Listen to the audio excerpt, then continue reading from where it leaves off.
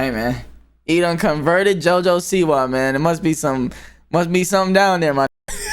Okay. The Jojo Siwa situation is terrible by good old Curse. Shout out Curse. Over the past few days, my entire feed has been completely filled. I'm not gonna lie, this might be my my fifth JoJo video, and probably Curse is like 10th. With people hating on Jojo Siwa. And as you guys probably know by now, I am definitely one of, if not the top Jojo Siwa hater on the internet. I can't keep track like fucking 10 videos about her, bro. Of how many videos I've made on and I've watched almost all of them. Her, but somehow she just keeps giving me more content. And this time, I think it's safe to say that this is the worst it's ever been. So to start the video off, we all know who Jojo Siwa is and the insane rebrand she's been pushing for the last year. And at she's not gay anymore, which is crazy. I didn't know that you could just stop. Okay.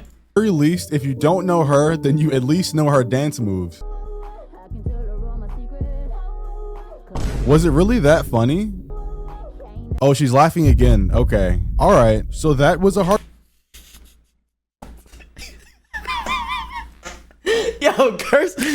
Curse be fucking killing me, bro. Oh, she's laughing again. watch, but we're gonna move on anyway. So back on the topic of her rebrand, she went from like Rainbows and Sunshine on Nickelodeon, which is a kids network, to this edgy, strange persona that really came off as unhinged. Dream guest on my podcast? Dream? Oh my gosh. Like, ignore... She sound like fucking Naruto, bro. Dream guest on my podcast. Everything that she's saying. What is that fit? Who wakes up in the morning and thinks, I'm gonna put this on? And also during this insane rebrand, her teeth white as hell, though. A huge figure in the LGBTQ community. She openly talked about being a lesbian, had multiple public relationships with girls, and she was even... Kayla. That's who she left for that man. Hey man, he done converted Jojo Siwa, man. It must be something down there, my nigga. okay, I'm done. On the Talk to a podcast, talking about like what positions she likes being in with girls. I have dabbled into Topland, and it's fun. Topland. So was she always a bottom? Like, oh my god, I'm so confused on what that shit just even means, bro. Because to me, what I think is the bottom is the nigga laying down and the top is the person riding. Okay, but apparently bottom and top means a whole lot more than just that. I don't know. I prefer being bottom. Yeah, I'm definitely like. This was truly the podcast of all podcasts. So when you think of Socrates and Aristotle, just know that our generation has Hawk to a Girl and Jojo Siwa. I also think now that there should be tariffs on all podcasting equipment because we need to take the mics away, bro, for real. Not everybody needs one. Not everyone needs a podcast, bro. That's a fact. That's such a big fact. It's not even funny. Not everybody needs a damn podcast because it's like, bro, it's getting to a point, bro. It's getting to a point where there's too many people with podcasts, bro. On the same time, she was also talking about her being the queen of gay pop. And if you don't know what that is, I didn't know either, but I guess she was referring to her making music and how there wasn't a gay artist that made pop music before she came out making music, even though there was. I want to start a new genre. Bro, Curse is always on her head, bro. I love it, man. And they said, what do you mean? And I said, well, it's called gay pop. Yeah, once again, I don't know what she was talking about, but as you can see, she kind of made the whole gay thing her entire personality, from how she was on podcasts to her literal music videos, like Why Are They Humping? And when you have a track record like that, it makes it kind of crazy that out of nowhere and on the first day of Pride Month, she suddenly pops out with a boyfriend after cheating on her ex-girlfriend on national television. Yeah. And look, I'm not the cheating police, but that's a little bit crazy. The tweet of her and her new boyfriend also went viral on X, getting 64 million views, which is insane. And pretty much every comment under that post was a truly don't care what her sexuality is, but I'd love to know less about it. Bro, when you piss off the internet, bro, it should be just hate comment with people saying things like, truly don't care what her sexuality is, but I'd love to know the concept of turning straight for Pride Month. Actually insane. Less about it. 88,000 likes. The concept of turning straight for he Pride keeps reading the same fucking comments I'm reading, bro. Month. 39K. I hate a fake gay 16K likes. So yeah, it's pretty much known that she is hated now by a specific community. But to give some context to the situation, Jojo Siwa was recently on a reality TV show called Celebrity Big Brother. Yeah, I remember this. The UK-based show is And basically a reality TV show where a bunch of celebrities live in a house together. And she like peed in a litter box while dressed as a cat. With no phones or outside contact, and everything they do is streamed live to TV 24/7. So it's like no real privacy, and they don't have contact with the outside world. And they're essentially like in a fishbowl because everybody's just watching and waiting for them to do something while they have no idea what's going on in the outside world. So it's kind of crazy if you think about it. So yeah, essentially Jojo Siwa is on this show for a bit, and she starts getting super comfortable and flirty with one of the other contestants, which, spoiler alert, ends up being her current boyfriend. Like, while they were on the show, they were full on cuddling, touching, flirting, peeing in litter boxes. I think at one point they even kissed, and I wish I could show some clips of it, but you guys know how TV networks are, and they're gonna copyright the clip. They gonna take that shit down. So the best I can do is just show some pictures. Like, for example, here, I don't think there's any context that can justify this as being just friends, especially when Jojo was still in a relationship, or this one. Like, why is she laying on him? What is going on here? Peeing in a litter box. I'm not gonna lie, this one has to be the worst one. They're literally in bed together. Like, what? Like, what? And remember, this is all being streamed to national television, which means Jojo Siwa's girlfriend at the time had to sit at home and watch this, and she couldn't contact Jojo at all. The fact that you did this on national TV is crazy, girl.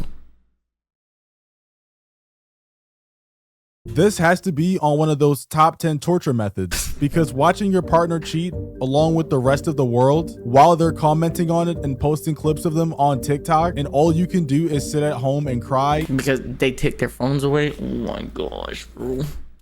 Is crazy. So obviously after the show, and I mean the day after the show, Jojo and her girlfriend broke up. And that's already bad enough, but what makes the situation even worse is how Jojo handled it afterwards. Instead of owning up to literally cheating or any wrong. Christopher, I just saw the subtitles. Out of all the reasons I broke up with my girlfriend, Christopher is not one of them. I'm pretty sure it was. Doing, she went on this whole rant about how the guy on the show, Chris, is not the reason that her and her girlfriend broke. Stop the cat. That clip, bro. This clip right here is actually insane. Up and tried to downplay the situation like we all didn't watch it happen in 4K. Yeah, that's nuts. Many reasons why my breakup happened. Christopher is not one of them. And I actually told this guy, I was like, maybe it would be easier if he was, but he is not one of them. So if you're gonna share the story, share the story. Yeah, I really cap. Jojo has been known as a liar, bro. Jojo is a known liar. This is fucking cap. Come on now. She's lied about multiple things. This is cap. There's no way Christopher is not one of the fucking reasons she broke up with her girl. Or the girl broke up with her. Like, come on now. Really don't understand this approach. Like, we saw you, Jojo. I don't know why you're acting like you had an invisible potion on. The ex-girlfriend even came out and made a long TikTok video talking about how she felt betrayed and everything like that. And she only felt betrayed because of you and Chris on the show. Yeah. And I like how the comments didn't let any of this slide either. Good shit. With people saying that she was gaslighting us to the max. Yeah, bro, she just be lying, bro. Joe, this ain't the first time, and it probably won't be the last time we ever hear Jojo lying, bro. She be lying, bro. And also saying that she wasn't taking any accountability. I even read a comment that said she's rage bait, she's the troll of her generation. Somehow everything she does is simply not what it seems. And I definitely have to agree with that, because there's no way that she even believes that the reason her and her girlfriend didn't break up was because of her actions on the show. Like, it just doesn't make any sense. Before she went on the show, she was talking about how much she loves her girlfriend, and then after the show, they break up. So obviously something happened in between. There's also another side to this with people defending her because she's young and 21, and I don't really get that either. Like, no. She a full-grown girl. Like, bro, she a full-grown woman. She a full-grown woman. The actual fuck are we talking about? She's a grown 21? No one is saying she isn't allowed to make mistakes, but how on earth are we acting like she's a victim? Lesbian Nation is so... Yes, let me preface this with that. Now, I'm not saying that people can't mistakes because of their age, bro, but you can't say, oh, she's just 21. That's not the same as being like 12, nigga.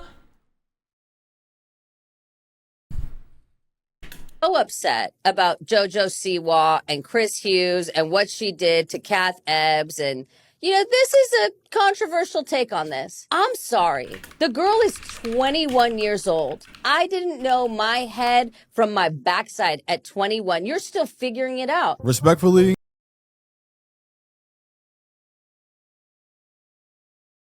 Come on, bro. Let's be real, bro.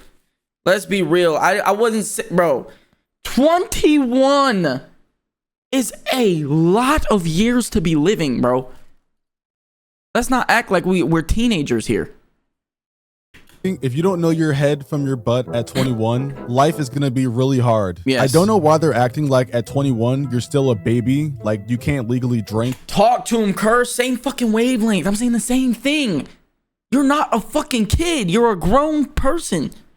And vote, but it really just sounds like another cope. And since we're already on the topic of music, which we definitely were, wink wink, she also recently released her new music, which isn't the worst thing I've heard in the world. It's definitely better than some of her other songs. And the music video also isn't super freaky, like a bear touching itself or humping the floor like her last one. I still watch that video. I watched that video, curse, of you know, her humping the floor, that video. Yeah. Understood the vision for this music video, and maybe I never will, but the new is that I still Dixie? never understood the vision for this music video, and maybe Dixie, what the fuck are you doing in this music video? What the hell? I never will, but the new music just isn't good. Like, I don't know how to explain it. It's definitely tolerable because it isn't as weird and strange as the last ones, but it isn't like it's good. She just sampled a nursery and just put something together and God damn, 19K likes, 15K dislikes.